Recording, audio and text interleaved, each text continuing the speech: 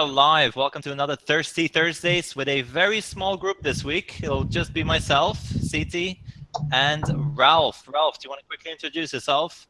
Hello, I'm Ralph out of Bangkok, and I'm a teacher at Wat Nai Rong School, having worked with Google Apps for quite some time, enjoying it, and happy that we do this again, Seti. And myself, my name is CT, still teach at an international school. I also have a YouTube channel with lots of little Google-related tutorial videos, Yeah, and I am awesome. a Google certified trainer. Now, we are, seeing as we are a very small group, we're each going to present two different things that we found useful or fun. Hopefully one useful, the other a bit more fun. And I know for a fact that Ralph's prepared some fun things for us, as always. So let me start, if that's okay for you. Are you okay for me to Please start, go Ralph? ahead. Let me start with something that I've used in class and I found very, very helpful. So let me just share my screen. Share. Okay, you should see my screen now. And this is TimelineJas, as in JavaScript. Now this website will tie in with your Google Drive, Google Sheets, and it creates beautiful interactive timelines, similar to the one you see up here, Women in Computing. You can go to the next entry. There's images, there's maps, there's videos. You have the timeline down here. You can zoom in, zoom out, you can fast forward to different things, you have quotes and even video all within your timeline, and your students never even have to leave the timeline. They can simply watch the video within the timeline, which is very, very powerful for use in class. So how do you make that? You simply go to the website timeline.nightlab.com, scroll down and click on Get the Spreadsheet Template. Now this template, you will have to create your own copy. So you just click on it, you give it access to your Google Drive, use this template. Once you've clicked on that, it is going to create your very own copy of the spreadsheet. As you can see here, copy of official, you rename that, and then you start filling it out. Now, very, very important, do not leave any blank lines. If you have a blank row, your timeline will not work. You can leave some of the columns blank, so you do not need all the information. Just to save some time, I've already filled this one out. And as you can see, I've literally I have 4 different entries. First one, year 2014, first month, first day. I made a video, can be the headline, and then you can have some text. And in media, that's where you post the link to that media. So right here, I have a link to the URL of a YouTube video. On my second entry, another video. The third entry is a link to an image. And the fourth is a link to a SoundCloud page. And that's just to demonstrate what this will do. Once you've finished entering all your data, you go to File, Publish to Web. So you publish to web your spreadsheet, and then you take this link here.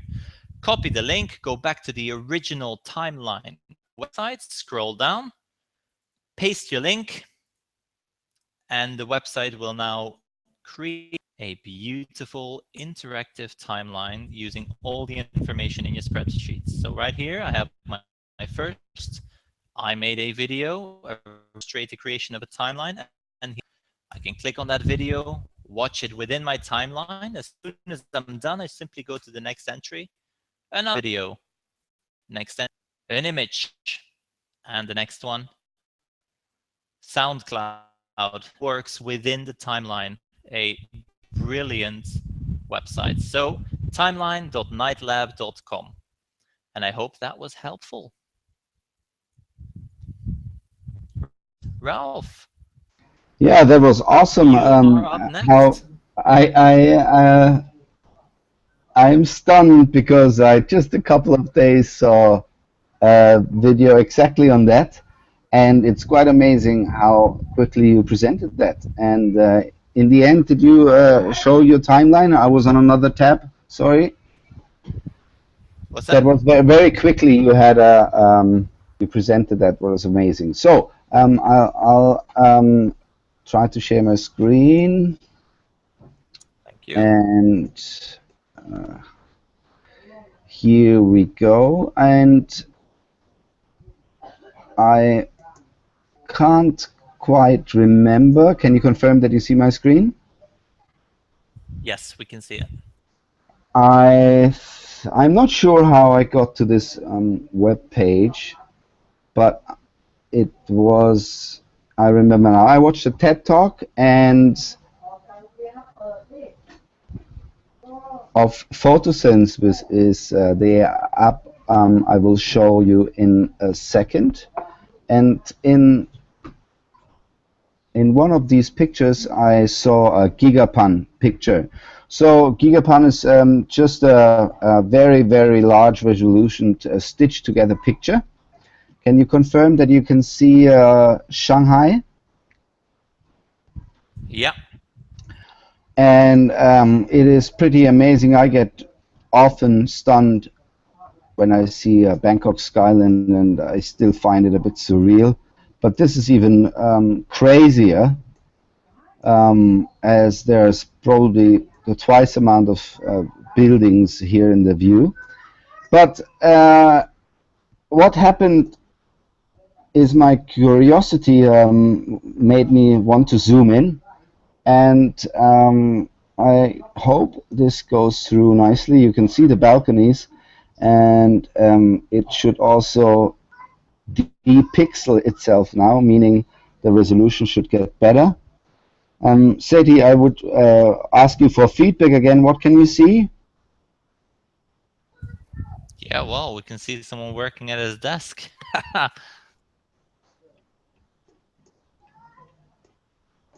So we can see clearly he has the hand on his mouse. There are some boxes next to, or is it the numpad? Maybe he's playing a game. What do you think? So I saw this guy and I was just completely freaked out. Where am I? Am So I in this? when are we gonna see your photos, Ralph? I don't know if I ever am able to make such a picture, but this must have been, I don't know. Normally, it is the whole height of the picture shall be one picture. So I still don't know how it is possible for me to see this guy. But now make it more relevant to teaching after you have gotten around the fact that you can really see this guy. Um, the next question was, well, I can see people here, so I can make easy questions about this picture and give tasks about one picture to find things in it for my students. So my first question would be, how many, or do you find other people than him, and what are they doing? What are they thinking to make it more emotionally, or what are they going to do next? So you can use it in any kind of language setting, and you will know for sure that students are very curious in finding what task you assign them. And then there's a nice feature called snapshots, where you can find detailed pictures of the whole gigapan picture. For example, there's another person, and what is that person doing there? Um, that person is crossing a road and got the author's attention. Why is she crossing the road when cars are driving through? So there's another little spook with these pictures, because they obviously are taken over a period of time, and so you can have some fun effects. If I can extend this a little bit more, Seti, I would now go back to the initial introduced photosynth, what is in beta version still. And the idea with that is that photos get not stitched together to make one big picture, but photos stitched together to make a moving picture. And the great thing about it is that you can not only make walks like you see here, and you can stop at any given point and zoom into the picture and really look at some detail very, very up close. Um, And this is in beta, so I tried to upload one picture, but it didn't work. Um, it usually is they ask you to have 70% of the former picture in the next picture, and we see here is an abundance of pictures, which is a little bit difficult to browse through. But they distinguish into four different kinds of pictures, and I hope I can see it now. Exactly here we see it's a Vimeo video. We have a spin where you turn, where you walk around an object and make it higher resolution. Then you have a walk, that is what we just seen, and you can walk by a wall if it is a graffiti or art, or you can make a panorama. So I'm very interested to see what Microsoft's thing will be here. And I wanted that to present in contrast to Google Maps Panorama or Google Cardboard, which will be awesome. And it's just good to see what I think the other companies are doing. it looks brilliant, especially photosynth, and I'm immediately thinking of like literacy activities and writing activities and having these as like story starters. Yeah, exactly. They're Story very starters, interactive. And virtual, virtual class trips. Because what I've been using quite a lot, and when I saw that your first website, I immediately thought of 360 cities. yeah, Quite yeah, often in yeah. class, you're talking about places, you're talking about cities, and people are like, oh, but I want to see it, and a lot of us have projectors or interactive whiteboards in class. So, I mean, one of these websites is 360 cities. I'm just going to quickly pull it up because it's very similar to what you shared. But what I like about this one is that it's just clean, and you can do a quick search. So let's just have a quick search for my hometown, and it just gives you all these little images from the place you've searched for. So let's just open this image, open it up, and one simple click and you've got it on your interactive whiteboard for everyone to see, and you can start looking around. And I think the power in that is just storytelling, and I really like the websites that you've shared. So yeah, thank you for sharing that, Ralph. So you were so cheeky and jump in with something. Can I continue Go with for it. a crazy thing I've just met today? And let's see if I can present that meaningful. And here's my display. Please confirm that you see my screen. I have registered with this. You say you're from Ghent, are you not? I am. So here's Ghent University, and many students as teachers ask themselves, well, how big is my vocabulary? And I say this because I know it, and I am a linguist. So wait, Oxford 3000. Have you heard of that? Never, but The I am. Oxford 3000 is a corpus which is basically a list of words which make up the defining vocabulary of the Oxford Advanced Learners Dictionary, meaning that you can describe all the 180,000 headwords which are listed in a dictionary, in a Oxford Advanced Learner Dictionary, with a vocabulary of 3,000. That is pretty amazing because a dedicated learner can learn 3,000 words easily in a year if they have like a starting level. So that is very amazing, I think. 3,000 might be a bit much per year, but now I go back to the Kent, and they have a funny way of doing this test. I hope it loads. You just have your fingers on yes or no, on F or yes after you have signed in. Oh my damn it, I did that already. So they give you a word, and ask you if it's a real word or not. And if it is a real word, you press yes, and then they guess that you know the word, and that's how they determine your vocabulary. It's not very academic, but it's a fun way to get a number on it, or Yeah, yeah, to yeah. have another test of vocabulary. Yeah, usually it takes a lot of experience for us language teacher to assess one's vocabulary, but in this funny quiz, that's very academic though. It's not for beginners. It's a very academic test. Gent University guys did. So hey, back to you. Yeah, Uh, well, that's a coincidence. Jen, yeah, that was just today. I figured it out. I'm so sorry that I can't show you, but it's very interactive. You just press yes or no. It can go very quickly. So it's Okay. fun thing to do. You go ahead. Right. Thank you.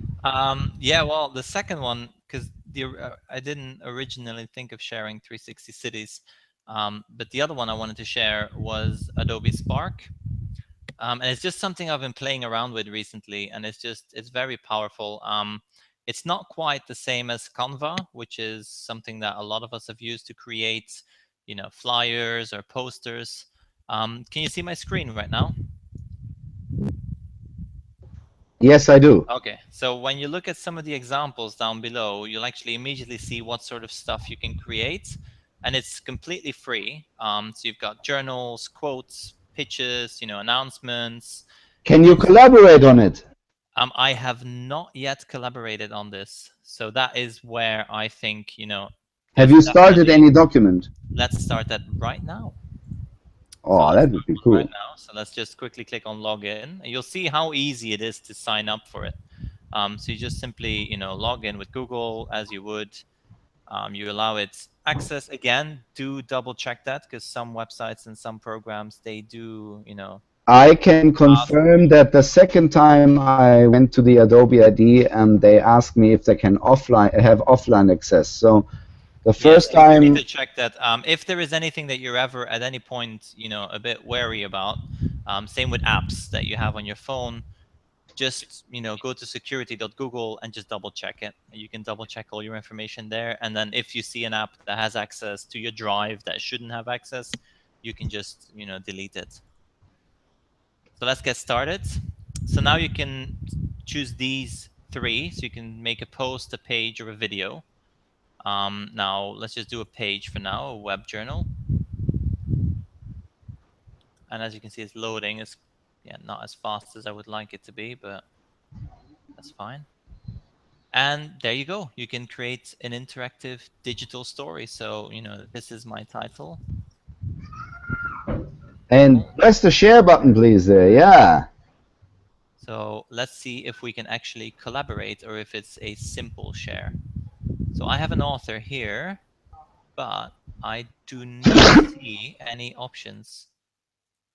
No, I do not see an option to share this with a collaborator. So there's definitely room for growth there, and I'm sure that they know that. If anyone is watching this and knows how to collaborate on this, do let me know. But I don't think it's possible at this time. But as you can see, it's very powerful in terms of adding photos, adding text, adding links, adding video, photo grids. Um, Perfect for, let's say, you went on a school trip, a class trip, and then they create a presentation. Now, obviously, you're not going to have all 20, all 15, all 30 students create a presentation. No, they're all going to do different things. So then you do not need that collaboration. So then this would be a very good option available. If you do need collaboration, stick to the Google products. It's the best there is for collaboration. But if you're looking for something new, something different with a bit more, yeah, well, it's got Adobe behind it, so there's a lot of editing power. Have a look at spark.adobe.com, and you might love it. And that was it. I'm rushing through them. Sorry about that, Ralph. I know I'm Oh, really. yeah, there's no need to rush, or are we boring anybody there? Please I shout think, out if you're bored. Please tell well, us. Please well, directly tell keep us. if you're bored, these Thirsty Thursdays happen, frequently. Join one. Join one. The links are shared. The links are being shared. Come and join us. There's two of us now. Well, next week we might have 20. Just come and join us, pop in, present, and if you want to leave, you can leave straight after that. So that opens up another slot for someone else. Shout out to Demo Slams by Lee Webster every first Saturday of the month. By far, that's competition because yeah, he's our well, let's say spirit. that this one's open, the other's closed. Yeah. Okay. So if you wanna give it a go, if you just wanna if you wanna see if you have something to share, let us know. Join us. If the timing doesn't work, well, we don't always have to do Thursday. It could be a Madness Monday as well. Anything unless it's beyond, yeah. There you go. Okay, well, no, Do it you have has to another be one to beyond. share, Ralph? Yes, for sure I do. Oh, brilliant. Um, I was just trying to see if I see our stream in the YouTube live. For everybody who hasn't been there yet, youtube.com/live features a lot of live streams. Um, Sometimes you even get the odd football live until they block it. And here I am with another musical experiment or input. Who of you plays an instrument? Seti, do you play an instrument? No, I do not. I know that you play your computer though and make sounds come out of it. So Anything electronic, yeah, no, let me that's quickly brush up and show off my reading skills. Music is for everybody. So this year, Music in Our Schools Month, we have to make learning music a bit more accessible to everybody, and so on and so on. And there I scroll up and see what there is happening. We have everything here. Not only are we taught every vocab which has to do around with music, no, we have um, actually the thing demonstrated to us. So it's the ultimate learning experience for musical beginners. Yeah, what the language is one point, and the activities are another one. So let me just show a few of them. I like this one very much. Arpeggios are notes playing in a certain order, and usually they can or may be repeated. This is pretty amazing because with only a few tones and notes, you will get something quite entertaining. You will have to be patient though and wait through the loading time. These are all WebGL based applications or extensions. They're not really extensions, they're just running on this website. And I hope it loads. I hope it does load. Yes, it does. And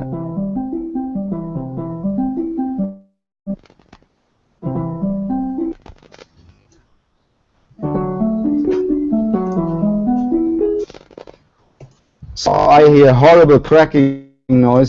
Seti, can you hear it? there is definite cracking going on.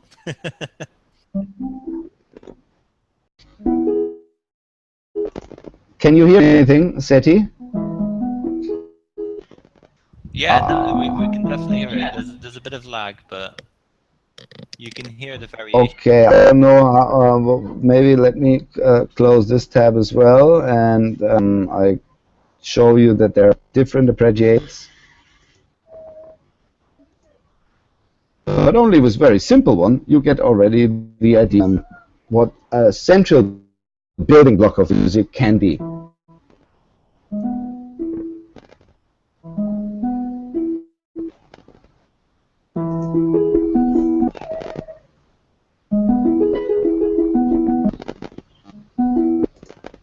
Yeah, it's dying here on my tab, so I don't have a clue how it comes out at yours. But go to musiclab.chrome experiments, and you will have children and adults alike play around and get beautiful things to learn art music and how music is made by accident. Accidental learning is called, I believe, and it is very amazing because it doesn't need any extrinsic motivation. It comes from the inside and sustains itself for the time they are entertained. And if you have a good amount of activities, which is certainly given here, hours of entertainment can be granted. Okay, one more thing is the oscillators, which is very, very amazing. That's a square. Did you hear that sound?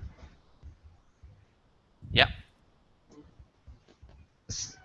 Seti, you're muted, yeah? But did you hear? Did you hear that sound? No, yeah, I can hear it.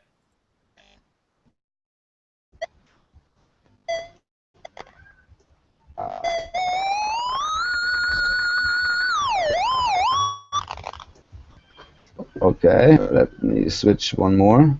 And as you see, that's JavaScript code in the background here. And as with all Chrome experiments, which I will show you another one later, they're all open source and you can use them to remodel and have fun with them.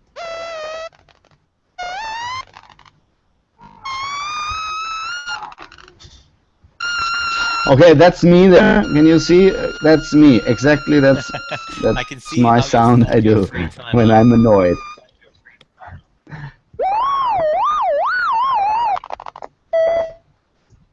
Okay. Okay, that's it from Chrome experiments. And again, I repeat myself by saying, great for music teachers in countries where they have to learn these difficult vocabularies. And here you go. Yeah, just hover or click once and you've got it. And I have one more now. Seti, do you want to do one yourself in between, or should I continue with? I'm happy for you to continue. Yeah, go for it. Okay, then we will do the fun thing, which I want to limit ourselves to 3 minutes now. And I will start the experiment. Please wait until I send you the link, or even just tell you the link. Okay. Seti, go to Gola game, and I will be Germany. I want to be Germany, sorry. And how do I get to Germany quickly? By typing it into the search box, Control F, yeah, and I'm Germany, and now I have the link. Please, Seti, go to Gola game YBGV, YBGV. Okay.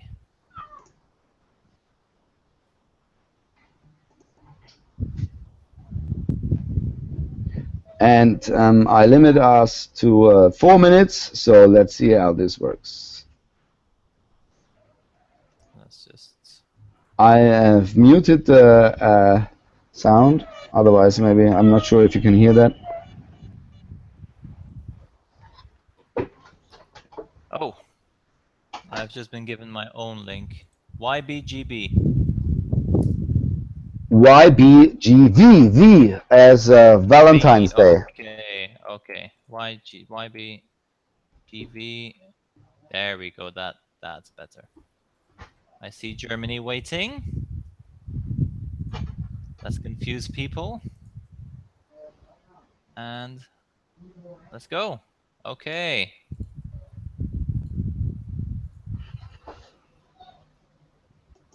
Got it. Okay. Belgium is a bit slow there. Yeah, well, thank you. Oh, okay. Right, you get out of the way. By the way, we have to say that the Euro just finished. I think Germany won it, yeah? So I want to say that we are very up to date with our activities here on Thursday, and we are celebrating the football. And Okay, let's see. This. one big reason why we are presenting this is that my 7-year-old son is standing next to me and gives me as much attention as seldomly ever. And he also starts directing me what to do. Okay. I Well, have tried to commit to present every Thursday an activity which can be done collaboratively, even if it's such only a funny game like this. there's definitely more and more games like this. I mean, we see it all the time. We've got an extra 5 minutes, kids just And playing. in order to connect it more to teaching again, we would again remind you that this is a Chrome experiment, so its source code is open. You can call it a hockey game or make it with your company logo or your school logo, and um, learn how physics engine work with JavaScript. Definitely fun if it wasn't for me losing this game, currently. Right. Okay, we have 1 more minute. Let's see if I can score here.